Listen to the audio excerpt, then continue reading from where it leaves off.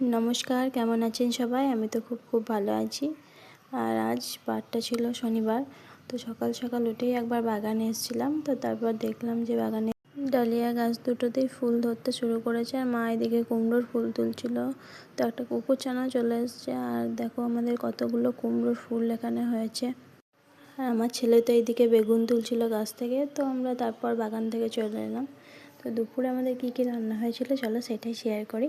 তো দুপুরে আমাদের হয়েছিল ভাত, মূলোর শাক, তারপর বেগুন ভাজা, ডাল, তারপর কুমড়োর ফুলগুলো যে তোলা হয়েছিল সেই কুমড়ো ফুলগুলো দিয়েই বড়া করা হয়েছিল, আর ফুলকপি আলুর তরকারি হয়েছিল। তো লাঞ্চ টাঞ্চ সেরে আমরা আবার বিকালের দিকে একবার বাগানে গেছিলাম। ওই দিদিদের বাড়ি থেকে কয়েকটা ফুলের চারা এনেছিলাম, তো সেইগুলোই বসাবো বলে গেছিলাম।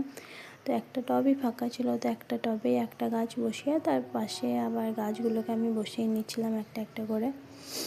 আমি এদিকে গাছগুলো বসাচ্ছিলাম, আর ওই দিকে মা আর বাবু মিলে ওখানে দাঁড়িয়েছিল।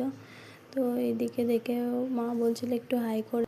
আর আমার গাছগুলো দেখো সব বসানো হয়ে গেল। আর এখানে আমার বর জল দিচ্ছিল, তো ওকেই বললাম যে এই গাছগুলোতেও একটু জল দিয়ে দাও।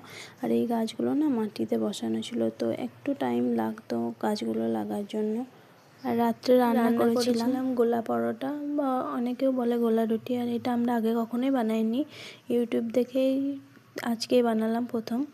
তো সব সবজিগুলোকে দিয়ে আমি ময়দা দিয়ে ভালোভাবে জল দিয়ে বাটারটা রেডি করে রেখেছিলাম। তারপর একটা প্যানে ওইটাকে ভালোভাবে চারিদিকে ছড়িয়ে নিয়ে এপিট ওপিট করে সেঁকে নিয়েছিলাম।